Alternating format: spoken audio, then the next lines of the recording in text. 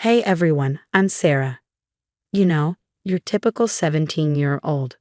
Well, except for this chronic illness that's been kicking my butt for as long as I can remember.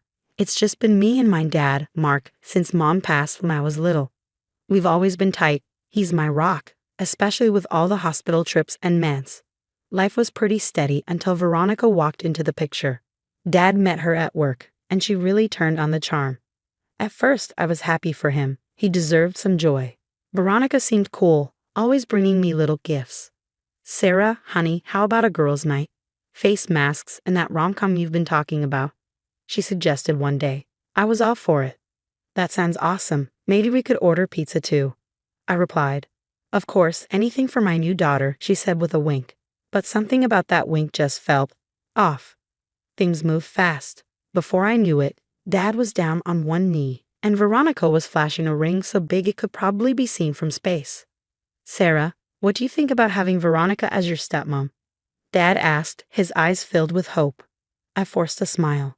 If she makes you happy, Dad, then I'm happy. The wedding was small, just close family and friends. Veronica moved in, and I tried to bond with her. We had family dinners where she asked about school, but something always felt a little weird. So Sarah, how's that science project coming along? She asked once. It's going okay, still working on the hypothesis, I answered. Well, don't stress too much. It's not like you're curing cancer or anything, she said, laughing, but her eyes stayed cold. Then came that one night. I woke up feeling like my insides were ripping apart. The pain was unreal. Dad, help, I cried out. He burst into my room, panic all over his face. Sarah, talk to me. What's wrong? It hurts, Dad. It really hurts, I whimpered. From the doorway, I heard Veronica. Mark, maybe we should wait it out. You know how dramatic teenagers can be, but Dad wasn't listening. He scooped me up and rushed me to the car. As we sped to the hospital, I caught a glimpse of Veronica in the rearview mirror. She looked annoyed, like my pain was ruining her night. At the ER, while the doctors worked on me, I overheard Dad and Veronica outside my room. Mark, these hospital bills are going to be insane. Are you sure this isn't just what, Veronica? Our daughter is in pain. Nothing else matters right now, Dad shot back. The way she said, sure of course, sent chills down my spine. Things got worse after that night.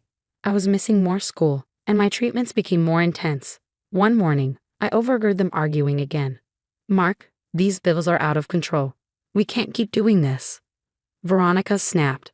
What do you want me to do, Veronica? She's my daughter. Dad replied. I'm just saying, maybe she's exaggerating a bit. For attention. I couldn't believe it. My own stepmom thought I was faking it. I wanted to march in and yell, but then another wave of pain hit me. I collapsed. Dad? Help. I called out. They both rushed in, but Veronica's face, she looked irritated, like I was an inconvenience. Sarah, again, don't you think you're being a bit dramatic? She said, her voice dripping with fake sweetness. Honey, are you sure it's not just stress from school? Dad asked, looking torn. I couldn't believe what I was hearing. Are you kidding me? I can barely stand, I shouted. Just then, my best friend Alex showed up, thank God. Holy crap, Sarah, what's going on? Alex asked, rushing to my side. She's fine, just being dramatic, Veronica chimed in, rolling her eyes. Alex wasn't having it. She looks like death. We need to call an ambulance now. Let's not overreact. Veronica started, but Alex had already pulled out her phone. But Alex was already dialing, and soon we were at the hospital.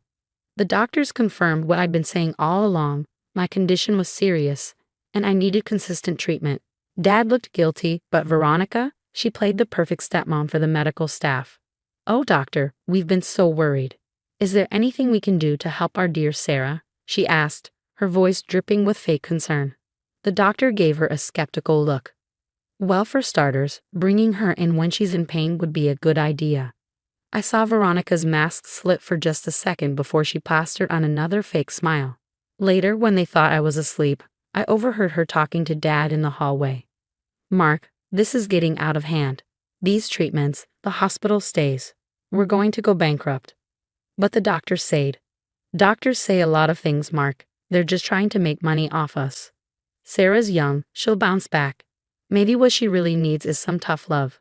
I couldn't believe what I was hearing. Tough love. I was seriously ill, not faking it for attention. I don't know, Veronica. What if? Trust me, Mark. I've dealt with kids before. Sometimes they just need a push to overcome these things. If we cut off the treatments, make her face life head on, she'll thank us later. There was a long pause, and my heart pounded so hard I thought they might hear it. Maybe you're right. We'll try it your way. I felt like I'd been punched in the gut. My own dad, the one person I thought I could always count on, was turning his back on me because his new wife said so. As they wheeled me out of the hospital the next day, I caught Veronica's eye. She gave me a smile that sent chills down my spine. It was like she was saying I won. But you know what? Game on, Veronica. If she thought I was going down without a fight, she had another thing coming. I might be sick, but I wasn't stupid, and I sure as hell wasn't going to let her win this twisted game she was playing. After Dad and Veronica cut off my treatments, things went downhill fast. I tried to tough it out, but it was rough. One morning, I could barely drag myself out of bed. Sarah, get up. You'll be late for school. Veronica's shrill voice pierced through my door. I don't feel good. I think I need to stay home.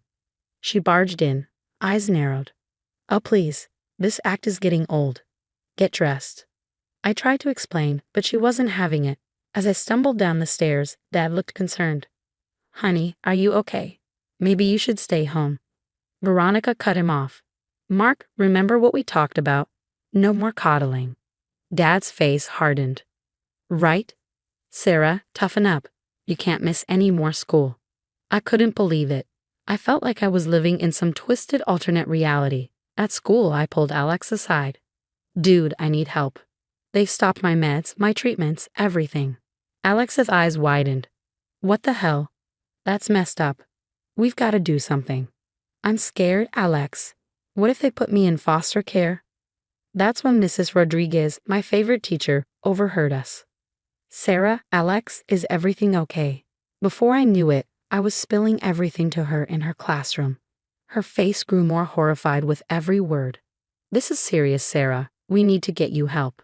But what can we do? It's my dad's word against mine, I said. Alex snapped her fingers. Evidence, we need to gather proof.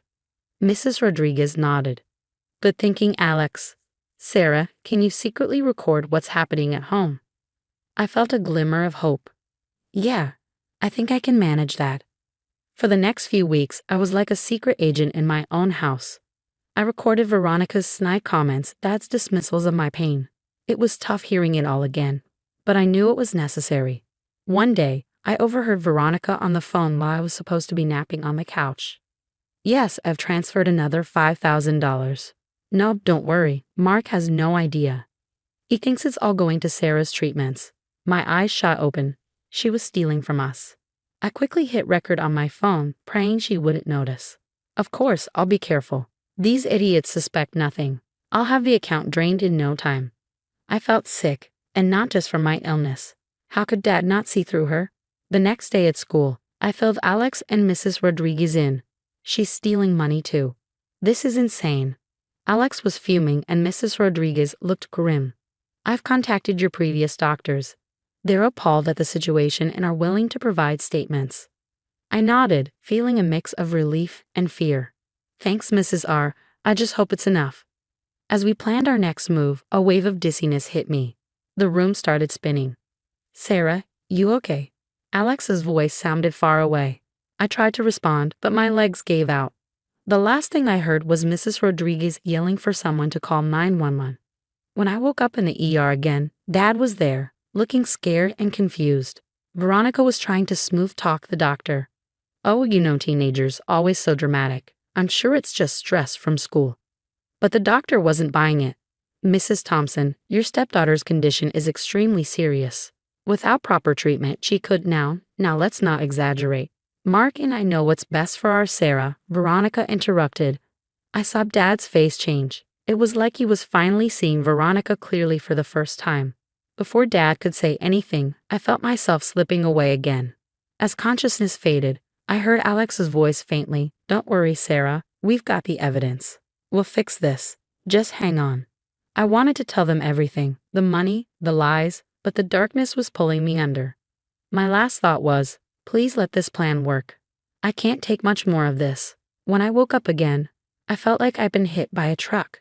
Dad was sitting next to me, looking like he'd aged 10 years overnight. Veronica was nowhere in sight. Maybe the witch finally flew off on her broomstick. Sarah, baby, I'm so sorry.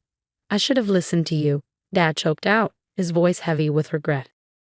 Before I could respond, the doctor stormed in, looking furious. Mr. Thompson, your daughter's condition is critical. The lack of treatment is borderline criminal neglect. I'm obligated to report this to the authorities. Dad looked like he was about to pass out. I didn't know, my wife said. That's when Alex and Mrs. Rodriguez burst in like they were leading a SWAT team. We've got proof. Alex shouted, waving her phone triumphantly. Mrs. Rodriguez, always the calm voice of reason, stepped forward. Mr. Thompson, Sarah's been documenting everything, the neglect, the verbal abuse, and the financial fraud. Dad's eyes widened in shock. Financial fraud? What are you talking about? Alex pulled up the recordings on her phone, and Veronica's voice filled the room, bragging about siphoning money from the family accounts. Dad's face went from shocked to utterly devastated. I can't believe this. Sarah, I'm so sorry. I've been such a fool. Just then, a nurse rushed in. There's been an accident. A woman named Veronica Thompson. My heart skipped a beat. Dad jumped to his feet. What happened? She was in a high-speed collision. Apparently, she was trying to leave town with a large sum of cash. She's alive, but she's paralyzed from the neck down. The room went dead silent. I couldn't help but think, Karma's well, Dad looked like he was going to be sick. I need to go see her. Dad, after everything she did. He shook his head. No, I need to tell her it's over, and that she's going to pay for what she did to you. As he left, Alex squeezed my hand. We did it, Sarah. You're safe now. The next few weeks were a whirlwind. My treatment started again, and slowly but surely, I began to feel like myself. Dad filed for divorce faster than you could say gold digger, and the cops were all over Veronica like white on rice. A year later, I was packing for college. Can you believe it? There were days I didn't think I'd make it to my next birthday, let alone college. Dad knocked on my door. Need any help, kiddo? Nah, I got it. Thanks, though. Things were still a bit awkward between us, but we were working on it. Sarah, I know I've said it a million times, but I'm sorry. I should have believed you. I sighed. Dad, I get it. She played you. She played all of us. But you came through in the end, and that's what matters. He nodded, tears in his eyes. You're stronger than I ever knew. As I zipped up my last suitcase, Alex popped her head in. Ready to roll, college girl? I grinned. You bet. Let's blow this popsicle stand. As we loaded up the car, I couldn't help but feel grateful. Weird, right? But this whole mess showed me who my real friends were. It showed me how strong I could be. You okay? Alex asked, noticing my spaced-out look. Yeah, just thinking. A year ago, I didn't think I had a future. Now, sky's the limit. Dad gave me one last hug before we took off. You show them what you're made of, kiddo. Now here's a question for you. If you were in my shoes, would you ever forgive your dad for choosing Veronica over you? Or is some betrayal too deep to move past? Drop your thoughts in the comments below. I'm dying to hear what you do in this situation. And if you enjoyed this wild ride, hit that like button and subscribe for more stories that'll make your jaw drop. Trust me, you won't want to miss what's coming next.